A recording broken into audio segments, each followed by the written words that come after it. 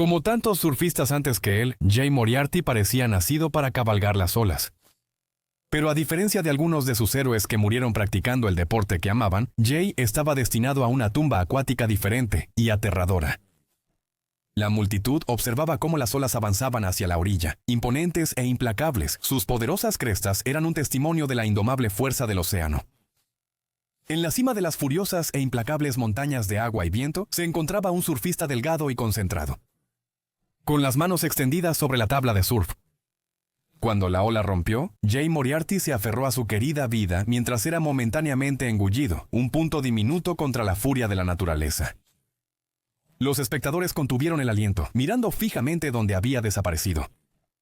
Los segundos, cargados de anticipación, pasaron hasta que, contra todo pronóstico, Jay emergió del caos, cabalgando el final de la ola, victorioso contra una fuerza que había engullido a surfistas más experimentados. La multitud estalló en vítores, su alivio palpable, mientras Jay, ileso, se preparaba para enfrentar la próxima ola con el mismo sereno coraje. Este era el lugar donde Jay se sentía más vivo, al borde del mundo, bailando al borde del abismo. Las olas eran su segundo hogar, y él nació para gobernar el agua.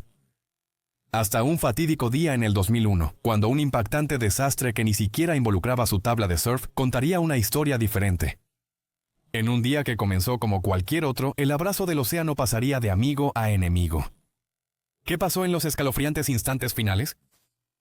Acompáñanos mientras profundizamos en la vida y trágica muerte de Jay Moriarty. Un alma cuya búsqueda del viaje definitivo lo llevó desde la cima de las olas más temibles del mundo, hasta las serenas e insondables profundidades de abajo. Desde sus torpes inicios en una tabla de surf en las playas de Santa Cruz, California, Jay Moriarty estaba destinado a la grandeza en el mundo del surf. Comenzando a los 9 años en Seward Peak, la emoción y pasión que el joven Jay sentía al montar una ola del océano lo puso en un camino que daría forma a toda su vida. En su corto tiempo en la tierra, Jay llenó sus años con el tipo de valentía, aventura y puro espíritu de surf que la mayoría solo puede soñar. Quienes conocieron a Jay hablan con asombro sobre su determinación y destreza en el surf. Hablaron de su naturaleza tranquila y su sonrisa amigable, y reconocieron su pasión por enfrentarse a enormes olas, especialmente en Mavericks, un notorio punto de surf de agua fría en Pillar Point, en Half Moon Bay. Mavericks era famoso por sus condiciones feroces, no apto para los tímidos. La ruptura de la ola es alimentada por un frente de agua fría desde Alaska, creando olas montañosas. Estas olas, que podrían alcanzar hasta 30 pies de altura, tienen una reputación temible. Caer en ellas es tan violento que puede arrancar el traje de neopreno de un surfista, darle la vuelta y ahogar al desafortunado surfista en el proceso. Las olas de Maverick ya habían cobrado vidas antes, como la del surfista de clase mundial Mark Fu, quien se ahogó trágicamente en diciembre de 1994 mientras intentaba conquistarlas. Sin embargo, para Jay, el atractivo de conquistar estas feroces paredes de agua hablaba a su esencia misma. Siendo un joven delgado, decidió: iba a montar la ola de Mavericks. Pero no iba a montarla solo. Jay encontró al mentor perfecto para guiar su viaje de surf, Rick Frosty Hessen, un instructor de surf veterano y amigo de Jay. Comenzando a los 13, Jay Moriarty se unió a Rick Frosty Hessen para un viaje intenso para enfrentar a Mavericks y sus olas monstruosas. Frosty, de 45 años, conocía el mar como la palma de su mano y tenía un plan para preparar a Jay, no solo con músculo, sino también con mente y espíritu. Su entrenamiento fue extremo. Además de surfear, Frosty tenía a Jay estudiando, escribiendo ensayos para agudizar su pensamiento sobre sus motivaciones para surfear, y haciendo matemáticas para mejorar su capacidad de resolver problemas. No solo se trataba de volverse fuerte, sino también inteligente. Rick pensaba que entender las olas no bastaba. Jay necesitaba pensar agudamente y resolver rompecabezas para superar al océano en astucia. Si solo Frosty supiera que pronto llegaría el día en que su protegido no podría superar el despiadado poder de la naturaleza. Pero Frosty quería entrenar a un surfista capaz de pensar rápido mientras montaba una ola enorme. La verdadera prueba estaba en el mar. Jay nadó millas en mar abierto, superando sus límites cada vez más. Remando durante horas en la bahía de Monterey, se acostumbró al frío, las corrientes y el inmenso poder del océano. Frosty se aseguró de ello. Quería que Jay no solo cabalgara en los Mavericks, sino que los conociera a fondo. Rick también enseñó a Jay a visualizar sus paseos en las enormes olas de Mavericks. Rick le enseñó a verse a sí mismo cabalgando las olas, a sentir el agua debajo de él y a dominar la ola en su mente antes de pisarla en la vida real. El juego mental era tan duro como el físico, haciendo que Jay enfrentara sus miedos y soñara en grande. A los 15, Jay estaba más que listo. El chico que comenzó con pasos temblorosos en una tabla de surf se convirtió en un surfista capaz de desafiar a los Mavericks. Hizo su entrada en la escena del surf de grandes olas, armado con el conocimiento, la habilidad y el espíritu cultivados por su rigurosa preparación. La primera ola de Jay Moriarty en Mavericks fue como un cuento de hadas, con una ola gigante que se estiraba de 15 a 18 pies de altura. Para Jay, se sintió tan grandioso como escalar el monte Everest o ganar un oro olímpico. Tras 2 años de arduo entrenamiento, coger esa ola fue un sueño cumplido para él. No se puede explicar realmente, compartió después de ese día. Solo quieres gritar a todo pulmón, es la mejor sensación del mundo. Pero el momento más inolvidable para Jay en Mavericks aún estaba por llegar. 8 meses después, previo al ajetreo vacacional. En una fría mañana del 19 de diciembre de 1994, Jay cargó la camioneta de su madre con sus 2 grandes tablas de surf y se dirigió a Mavericks. Cuando llegó allí, el ambiente era eléctrico, con fotógrafos y otros surfistas todos emocionados por las grandes olas. El mar estaba salvaje, con olas como monstruos abisales. Jay, sin miedo y concentrado, remó con fuerza hacia una ola masiva que se destacaba del resto. Este era el momento para el que había estado entrenando. El viento aullaba, dificultando mantenerse en la tabla. Jay sabía que debía agacharse para atravesarlo. Cuando Jay llegó a la cima de la ola, listo para deslizarse, ocurrió lo inesperado. Una repentina y poderosa ráfaga de viento lo atrapó, justo cuando estaba a punto de descender. En un instante, Jay fue levantado de la ola. No estaba surfeando, sino volando por el aire, atrapado en el agarre del viento. La caída de Jay pareció sacada de una película. Cayó 40 pies en línea recta, un descenso impresionante del cielo al mar. Fue un momento de pura adrenalina, una prueba del coraje de Jay contra el poder del océano. Cuando golpeó el agua, fue con un estruendo que resonó en el aire. Pero Jay, duro y resistente, de alguna manera emergió de las olas intacto.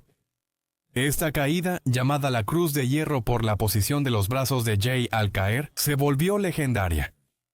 Esta impresionante caída, capturada por el fotógrafo Bob Barber, se volvió icónica, adornando la portada de la edición de mayo de 1995 de la revista Surfer, mostrando al mundo los riesgos extremos y la emoción del surf en olas grandes. A pesar del torbellino mediático y la fama repentina, Jay se mantuvo humilde. Continuó surfeando con la misma pasión y dedicación que tenía por el deporte desde que era un niño. Su carrera apenas comenzaba a despegar, y Jay tenía toda la intención de montar esa ola. Con el paso del tiempo, se convirtió en una estrella emergente del surf, en camino a ser una leyenda de este deporte. Pero el destino tenía otros planes para Jay Moriarty. El viernes 15 de junio del 2001, Moriarty estaba en Logifushi, un pequeño complejo turístico en una isla frente a la costa de Maldivas en el Océano Índico, para una sesión de fotos. A diferencia de los momentos llenos de adrenalina en Mavericks, Jay optó por explorar el océano de un modo distinto. Eligió el buceo libre, una práctica que le permitió explorar las profundidades con una sola respiración, entrenando su cuerpo y mente para las enormes olas que tanto amaba. Muchos surfistas han comenzado a mezclar el buceo libre en su entrenamiento acuático habitual. Al practicar la retención de la respiración durante periodos más largos, los surfistas pueden expandir su capacidad pulmonar y manejar las caídas con mucha más calma. El buceo libre ayuda a los surfistas a sentirse más cómodos bajo el agua. Al sumergirse repetidamente a una profundidad de 15 a 30 pies en agua fría, los surfistas se acostumbran a la presión del agua y aprenden a mantener la calma, incluso cuando son retenidos bajo las olas furiosas. Esto les permite ahorrar oxígeno y mantener la calma cuando es crucial. Patear repetidamente hacia el fondo del mar y volver es un excelente ejercicio para construir fuerza central y confianza en el océano. El buceo libre da a los surfistas piernas fuertes y un núcleo sólido, lo que resulta beneficioso para maniobrar tablas de surf esa mañana en el año 2001. Con el sol proyectando un cálido resplandor sobre el Océano Índico, Jay se fue solo, dejando su tabla de surf atrás por una máscara y un snorkel. Pasaron las horas y la ausencia de Jay en el almuerzo no generó preocupaciones inmediatas. Era común que atletas como Jay pasaran periodos prolongados en el agua, especialmente en un entorno tan sereno. Sin embargo, a medida que el día se desvanecía y Jay no aparecía para la cena, la preocupación comenzó a instalarse. No era propio de él no comunicar sus planes o paradero, especialmente en Loja Fushi. La atmósfera cambió rápidamente de una preocupación casual a una alarma urgente cuando la oscuridad cubrió la isla. Se formó un grupo de búsqueda con amigos, surfistas y personal del resort para rastrear la costa y el agua buscando señales de Jay. La búsqueda prosiguió en la noche, con las estrellas y la tenue luz lunar guiando a los buscadores. La situación se volvía cada vez más grave con cada hora que pasaba. Jay, conocido por su fuerza, habilidad y profundo respeto por el poder del océano, no se encontraba en ninguna parte. En las horas más oscuras de la noche, los peores temores del grupo de búsqueda se volvieron realidad.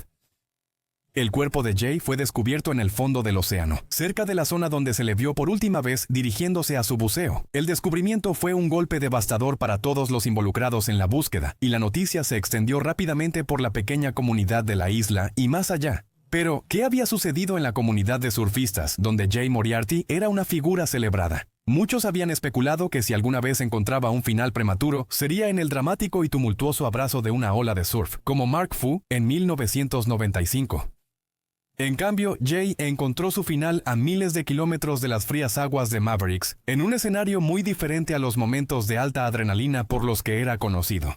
Los detalles exactos detrás de su fallecimiento no están claros, pero todo lo que rodea la muerte de Jay apunta a un desmayo en aguas poco profundas, un fenómeno que puede ocurrir en el buceo libre cuando un buceador pierde la conciencia debido a la falta de oxígeno en el cerebro. Esta condición es silenciosamente traicionera, pudiendo afectar incluso a los buceadores más experimentados sin dar advertencia alguna. Los buceadores suelen empujar sus límites al tratar de quedarse más tiempo bajo el agua o bucear a mayor profundidad, lo que aumenta el riesgo de desmayo con cada intento. El cuerpo, desesperado por oxígeno, puede apagarse súbitamente, dejando al buceador incapaz de salvarse. El desmayo en aguas poco profundas es engañoso, ya que puede suceder en profundidades relativamente bajas, donde uno creería estar a salvo de los peligros obvios del buceo profundo. Según testigos, Jay buceó por una cuerda de boya hasta unos 30 pies, una profundidad no considerada de riesgo extremo. Fue aquí, en este tranquilo mundo submarino, donde probablemente se encontró en las garras de un desmayo, muy alejado de las olas estrellándose y las multitudes vitoreando de los Mavericks. Un buzo libre como Jay permanecería consciente durante la inmersión, pero un cambio abrupto en la presión, el nivel de oxígeno o la acumulación gradual de dióxido de carbono le haría perder la conciencia inmediatamente. Esto provocaría una respiración involuntaria que enviaría agua a sus vías respiratorias antes de que pudiera llegar a la superficie y obtener flotadores o soporte. Una vez desmayado, Jay ahora habría inundado sus vías respiratorias con agua. Bajo el agua, el corazón sigue latiendo débilmente durante 1 o 2 minutos, circulando sangre desprovista de oxígeno al cerebro y otros órganos vitales antes de entrar finalmente en paro cardíaco. Aún en este corto lapso previo al paro cardíaco, el riesgo se eleva debido a la falta de oxígeno en el cerebro. Las lesiones y el daño cerebral se acumulan velozmente. Además, el reflejo de las vías respiratorias se ve afectado, permitiendo que se inhale más agua a los pulmones en lugar de bloquearla instintivamente. Si el buceador libre desmayado permanece sumergido, la falta de oxígeno inevitablemente lleva a la asfixia total. El corazón deja de latir entre 4 y 6 minutos. La reanimación cardiopulmonar tiene pocas posibilidades de revivirlos si se inicia demasiado tarde después de que ya se ha producido la asfixia total, lo que resulta en daño cerebral irreversible y finalmente la muerte. Por el riesgo de desmayos, los buzos suelen nadar en parejas llamadas compañeros, acordando sacarse mutuamente en emergencias. Pero Jay estaba solo. Si hubiera estado acompañado, su pareja habría notado su prolongada ausencia de la superficie. Quizás. Nunca lo sabremos, pero sí sabemos del shock y la confusión que devastaron a la unida comunidad de surfistas de Santa Cruz cuando se difundió la noticia. En una comunidad que rara vez veía la tragedia, la muerte de Jay fue sin precedentes. Los surfistas de California estaban atónitos. Los allegados de Jay estaban incrédulos ante lo que escuchaban y leían. Moriarty murió un día antes de cumplir 23 años. Dejó atrás a su esposa, Kim Moriarty, su madre, Christy, padre, Doug, hermana, Daniela, hermano, Sean, y 5 sobrinos y sobrinas. Moriarty tiene una carrera anual de paddleboard en su memoria. La carrera de paddleboard Jay Moriarty, o J-Race, se realiza en Capitola. Tras su fallecimiento se le rindió homenaje en Pleasure Point. Toda la familia de Jay, amigos, su esposa, Kim y su mentor Frosty asistieron. Desde que Jay Moriarty falleció, su espíritu vive, inspirando a surfistas en todas partes. Su amor por el surf y el océano continúa enseñando y alentando a nuevos surfistas. Jay dejó el mundo demasiado pronto, pero su historia y amor por el surf siguen inspirando a todos aquellos que se atreven a cabalgar las grandes olas. De adolescente tembloroso a surfista seguro, mostró lo que significa enfrentar el océano con valentía y alegría. En el mundo del surf, el nombre de Jay siempre nos recordará perseguir nuestros sueños con todo nuestro corazón, tal como él lo hizo.